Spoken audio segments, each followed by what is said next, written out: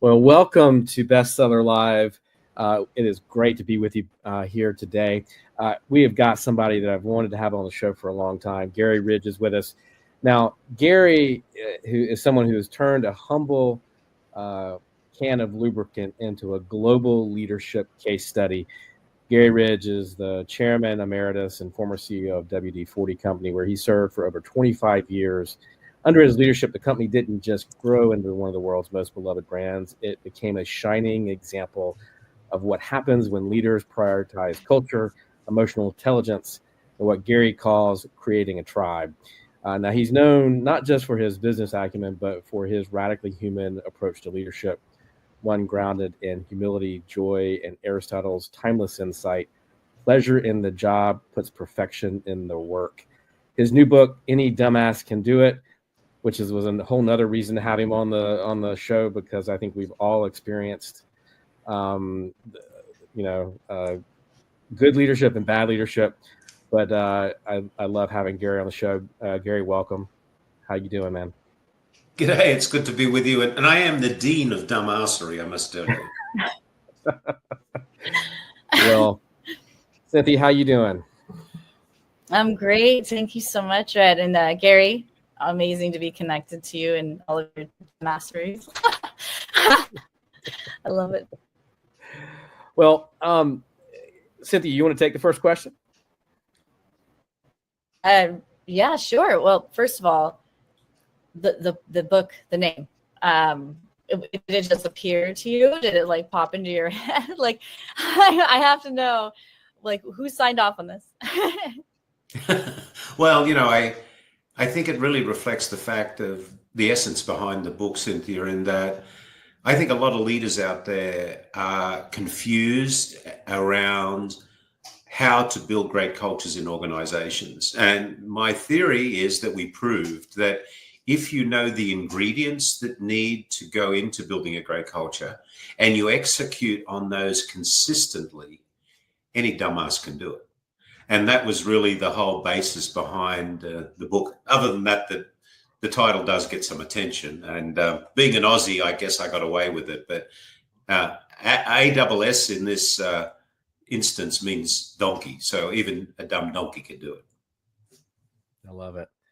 Well, let's flip the title around a little bit. Any dumbass can do it. But let's flip that. What's something only a wise, emotionally intelligent leader can do that a traditional smart leader cannot?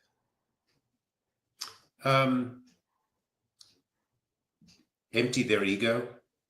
It's when ego eats empathy instead of empathy eating ego that really is the barrier around opening yourself up as a leader. I don't believe most people get up every morning with an objective of being a really bad person, a bad leader. Unfortunately, a lot of leaders are unaware of how their behavior actually impacts others. And I think having empathy and awareness is so important. So I think those are the areas that we need to think about. There's a lot of leaders now. The turnover rate is pretty high, right? Short-term thinking versus long-term. I'm sure you went through several stages as you ran the company, but what do you think helped you most stay focused on the long-term success versus those short-term shareholder wins? Well, I think that they both go together. And I think the thing that I found most motivating was the fact that I believe that business has a responsibility and an opportunity to make a positive difference in the world. And what became very clear to me very early in my leadership as CEO was that organizations have a huge impact on people, and organizations were not creating a culture where people actually went home happy.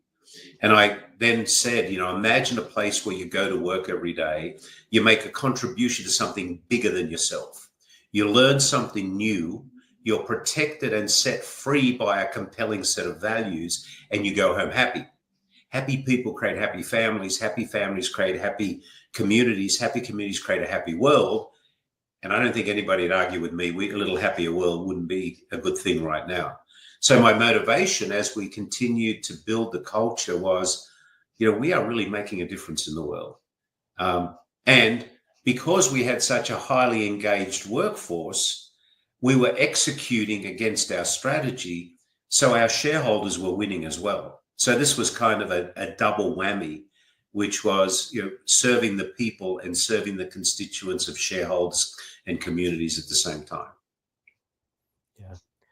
Garry, you said something earlier that I want to come back to. You were talking about how leaders show up, and I've got a new book coming out in September, and we've actually been able to draw a correlation between a leader's self-talk and how they sort of their inner dialogue and actually the success and how it impacts team performance.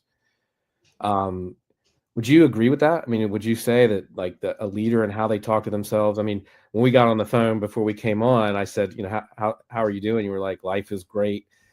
And, but a lot of people follow that question. When I ask them that, they say, well, it wouldn't do me any good to complain anyway. Nobody cares. You didn't say that. You have such a positive, and you always have had such a positive outlook on life that's infectious. I mean, I know that impacted the team, but have you seen an instance where like a negative self-talk has affected a team member or a manager that you had, or how did you deal with that? And if you have? Yeah, I think you're absolutely correct. And let's be honest. It's very easy to get into negative self-talk. We are just these humble human beings bumbling our way down this pathway of life. And what happens to us is these outside forces start to direct our thinking, and sometimes they direct them in the wrong ways. In fact, I have a little notebook that I carry around, and this is it here. Love it. Have on there a little poster, and it says, am I being the person I want to be right now? And then I ask myself, who is that person? And I have a list. I want to be grateful, caring, empathetic. I want to be reasonable. I want to be a listener. I want to be fact-based. I want to have a balanced opinion. I want to be curious. I want to be a learner. And I want to throw sunshine, not a shadow. This is my antidote to negative self-talk, because I don't believe as leaders we have any right to take our leftovers to people. Many times we've been in meetings or in situations where our emotional plate has been drained from us. And then we go into the next interaction and we take our leftovers to that person or that interaction. As a leader, we don't have any right to do that. People deserve our full plate. So, you have to take that pause, recenter yourself, because we are there to help people step into the best version of their personal self. And if we can't step into our own best person of our best personal self, we won't help them do that. I love that. Yeah, that's so true. Did you carry that notebook the entire time? The entire time. Oh, that's really. Well, this is not the same notebook. I have several of these, obviously, but the little placard that I have on here was the first thing when I got a new notebook, I put it on, and I have it on my computer screen over there on my other computer, and I have it on my phone as a snapshot, because I need to keep remembering to, hey, who do I want to be? Don't be this other person, be who you want to be. And more importantly, like you said, be the person that your people need you to be, right? Totally. Do you have any instances or moments, or are there certain experiences you have where being so humble and also being the most important role or important person in the room of the company can't be an easy task to accomplish? So are there any instances where you found it more challenging, or any stories that you can think of where maybe you had to stop yourself? Yeah, this, again, I'm only human. I'm going to fall on my face. There's no doubt about it. The thing about falling on your face is getting up and admitting you've fallen on your face. and again, I remember the three most important words that I said I've ever learned in my life are, I don't know. And being brave enough to say that is so important. Early in my time, I just moved from Australia to the United States, and I was with WD-40. I'd been with them for about, I'd been in the company totally 35 years, 25 years as CEO. I started in Australia, and they asked me to move to the US to head up their international expansion program.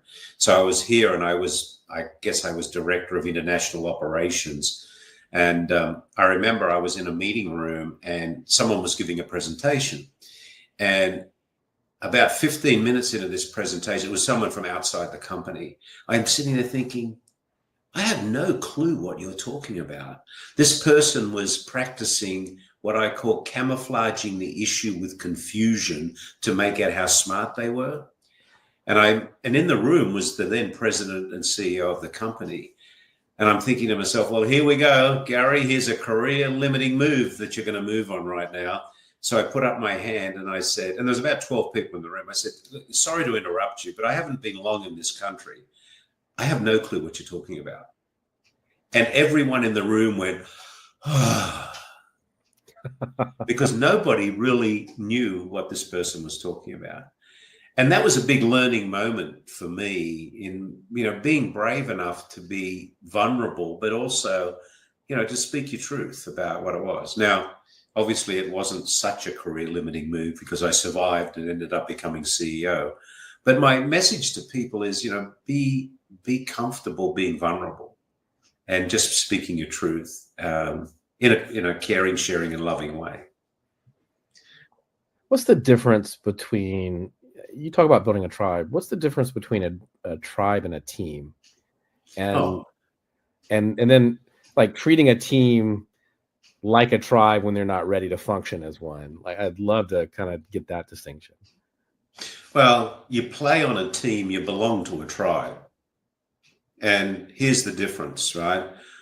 I believe that there are some very clear elements that have to be in place in an organization to build a great culture. Number one is, do I feel like, and am I treated like I belong? Do I feel like, and am I recognized that what I do matters and makes a difference? Am I able to make choices? And is fear reduced in the organization because failure is seen as learning? Now, the first one of that is belonging. And one of the great things about a tribe is something you belong to. If we go back in time, tribalism was the beginning of mankind.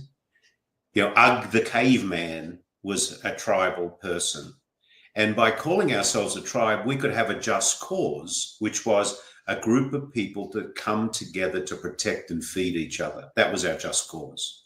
Now, we had teams within our tribes that played different games and played in different areas, but the true belonging was tribes. The other thing that was so strong about tribes was, if you think about the responsibility of a tribal leader is there to be a learner and a teacher. So I could share with our people, your role as a leader is to be a learner and a teacher. You will always be learning, and you will always be teaching the tribe the elements of survival and success. Because if you don't, we're going to go extinct.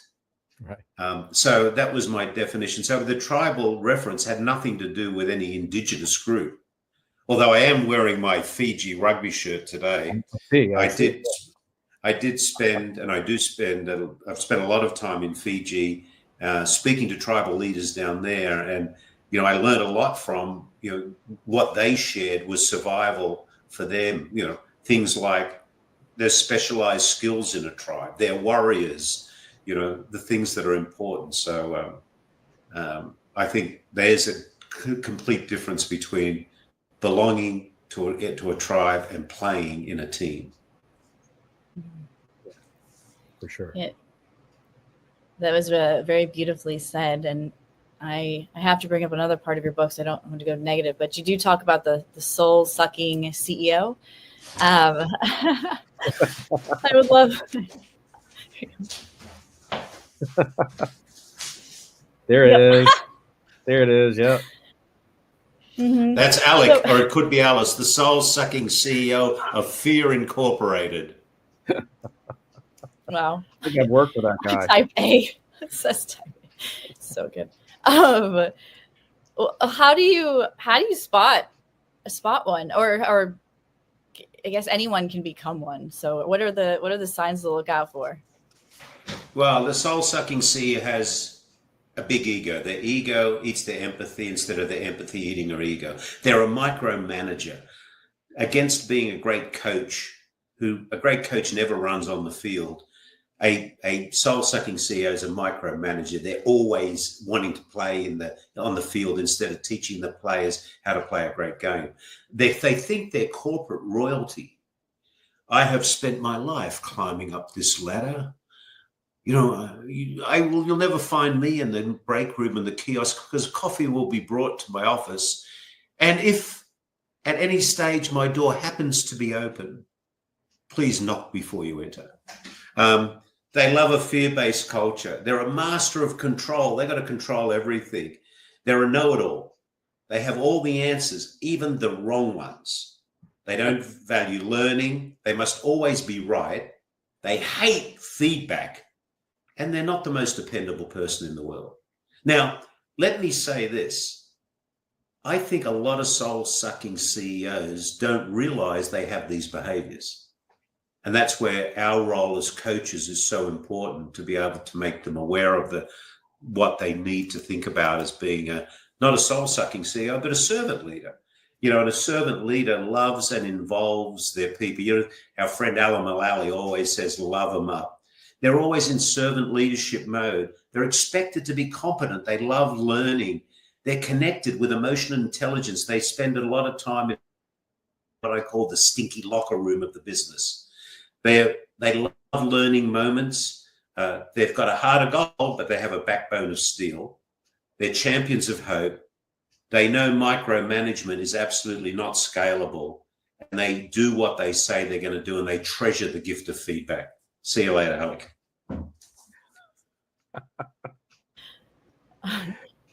Garry, I love your stories and your analogies, and you often sort of tell stories that reflect on your own mistakes and missteps.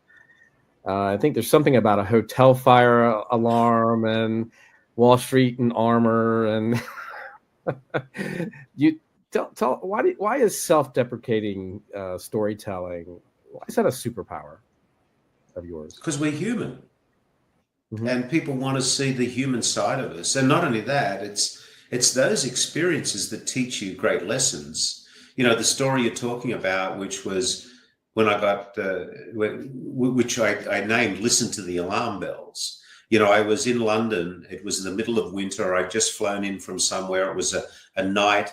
I love British comedy. I said, I'm going to go across the road to the supermarket and get myself a can of beer and some curry takeaway. And I'm in my room in a hotel in London. I'm sitting there with a T-shirt on, a pair of jogging shorts, and I had those slippers that you get in the hotel that never fit in your feet. I got a size 12 foot. It doesn't fit in there. I've turned on the TV and I'm ready to enjoy my night, and the alarms go off in the hotel. What did I do?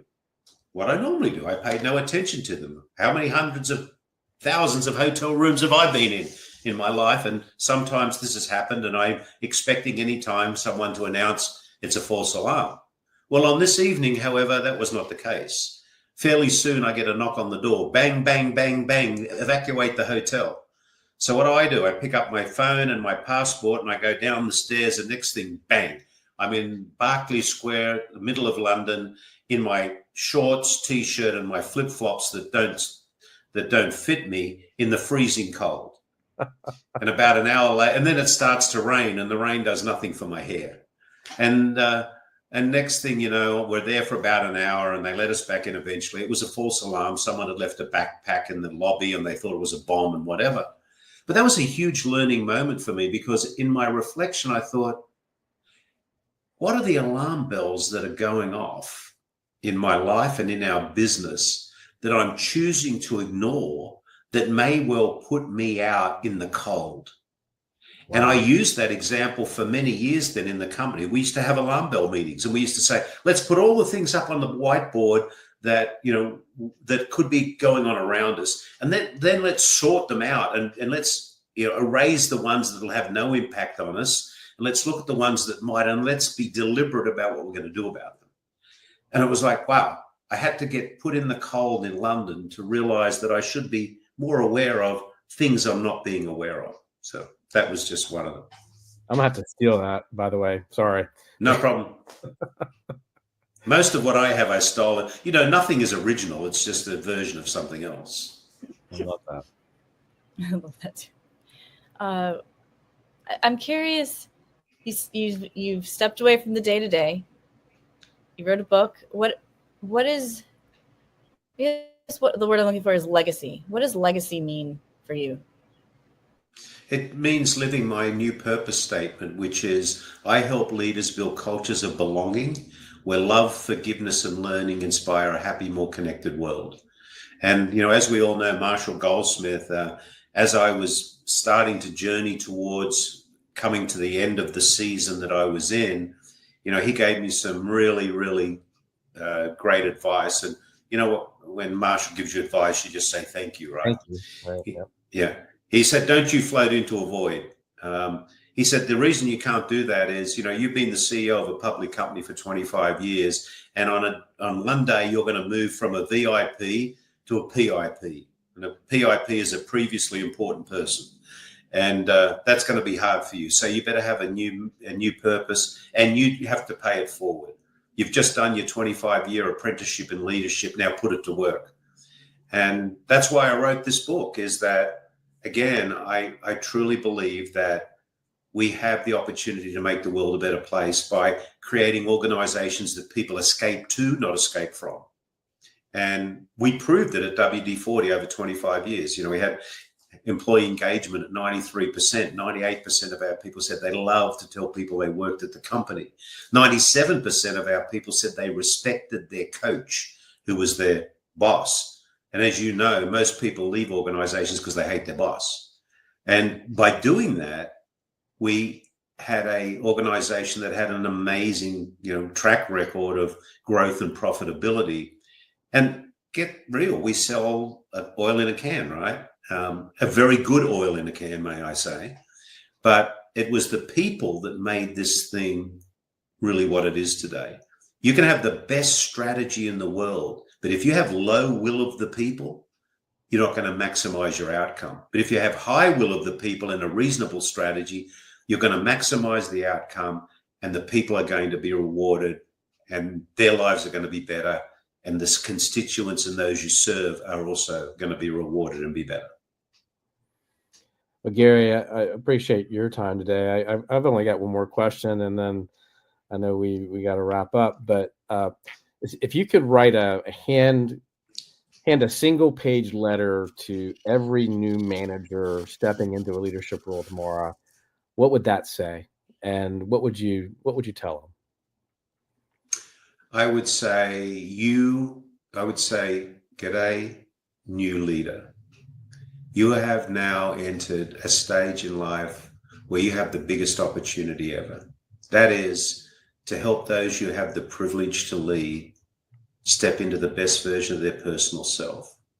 Life is a gift. Don't send it back unwrapped. Make a difference. Love that. That's a good way to wrap it up.